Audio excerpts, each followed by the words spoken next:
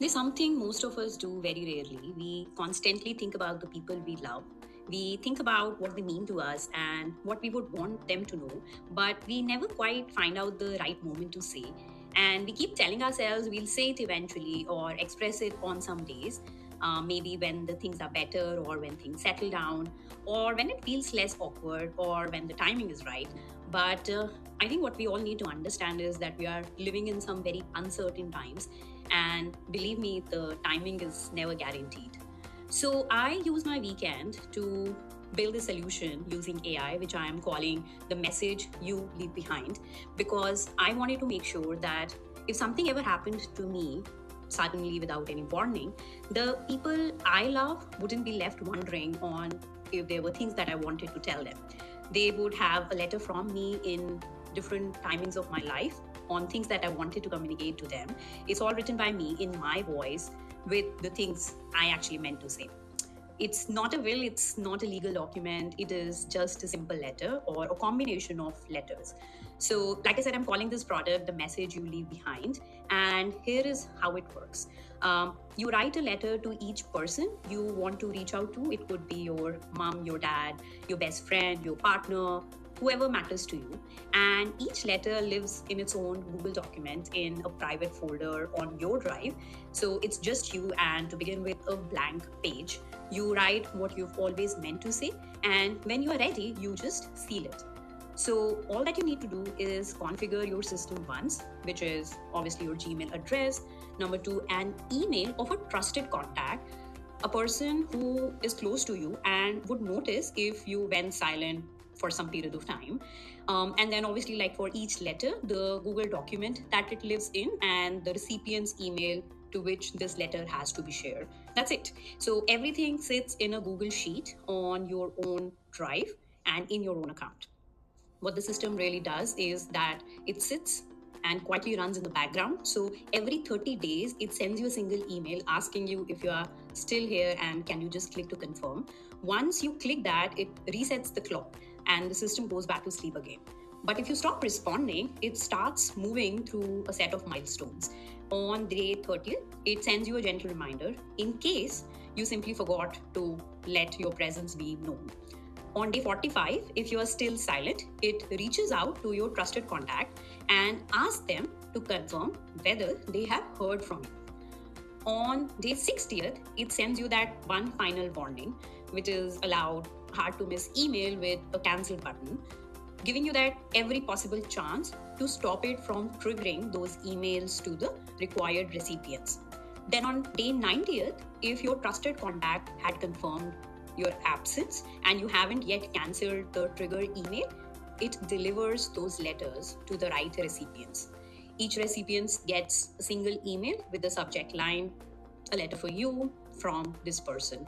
There's no branding, there's no system, it's just simple words. And it runs entirely on your Google.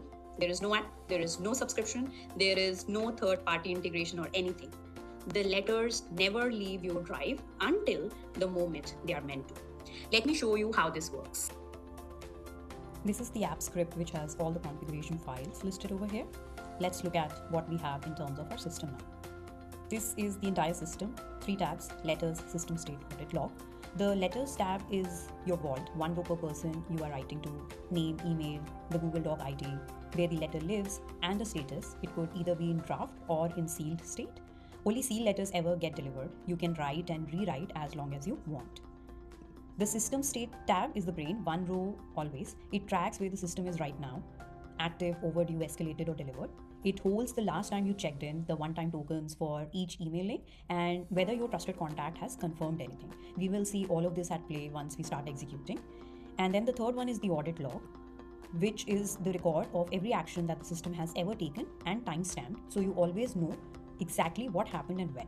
Nothing is hidden, nothing is automatic in a way you can't. Let's execute and see how this whole system is running. The heartbeat of this system is the monthly check-in email. Let me send one now and show you.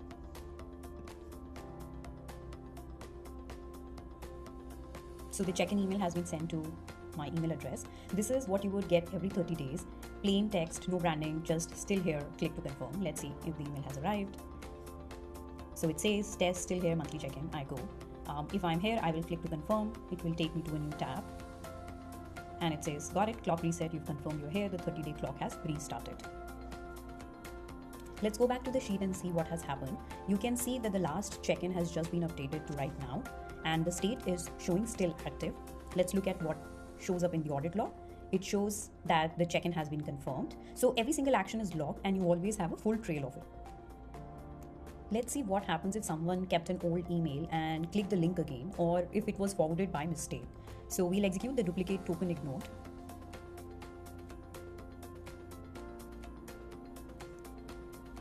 So nothing happens. We go back over here. It shows there was a token mismatch. Check-in token mismatch, request has been ignored.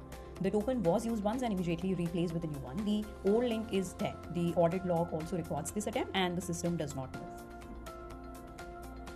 This is how the email looks like when it comes to the trusted contacts email, where it says it's a personal system set up by this person. They haven't responded for their monthly check-in in over 45 days, and it is asking them to confirm whether they have heard from them recently. If they believe that they were unable to respond and still would want the letters to be delivered, please click here. Otherwise, clicking on this link will start a final 30-day window for that email address. So I can do this from my test run, but let me click and show over here, and then we can go back to the audit log to see what shows up in that. So I click on that link to say that I have heard from this person, confirm, thank you, your confirmation has been received. A final notice will be sent to them with the chance to cancel. But let's say this was all a mistake and you were traveling and you most likely missed all of this. So you open that final warning email and you will click cancel. So we can do that. So what would happen is that the state would go back to being cancelled, that there is no need for escalation. We can also do it through this test run. Let's look at this. So I have clicked and confirmed that I am available, alive. So the event type has been marked as cancelled, and system will say that the state is in cancelled state right now, as you can see in the system state as well. Now here's the real thing. I have sealed a letter which will go to my own email address. In the test mode, every delivery goes to my own email, so nothing reaches the real recipients during testing. Let's run the test and see what's happening.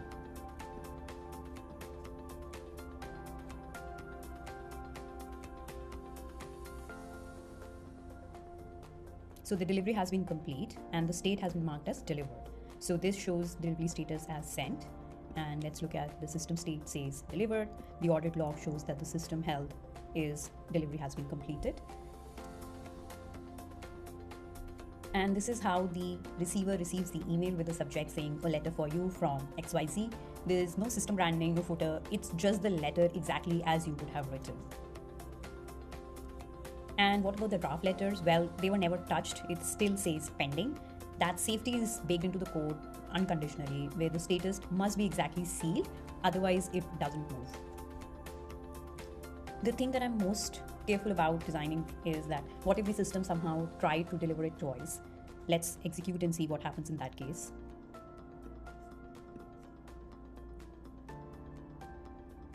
So it blocks immediately. Before any letter is ever sent, a flag is set.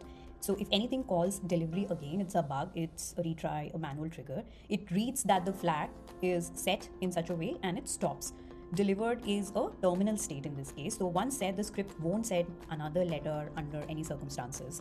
So we come back to this and see in the audit log that the delivery letter is called, but the delivery attempted was true, aborting. So use retry failed deliveries to retry any individual failed rows. So that's the full system. I just showed you this through a few tests and also how every safety rule has been confirmed. But I want to be honest about something. The hardest part of building this wasn't really the code. The code is probably a few hundred lines, and I'll share it in the GitHub link on where I've checked this in. And it took me just a weekend to test everything out, and it's working as per my requirements or not. And honestly, I am not a developer. What has changed is that AI has reached a point where if you have a clear idea of what you really want to build, the technical barrier has almost entirely disappeared. The idea is the hard part now. The rest you can figure out. But even that wasn't the hardest part. The hardest part is what the system is really asking you to do in this specific solution is to sit down, open a blank document and write to someone you love, as if it might be the last thing they have ever heard from you.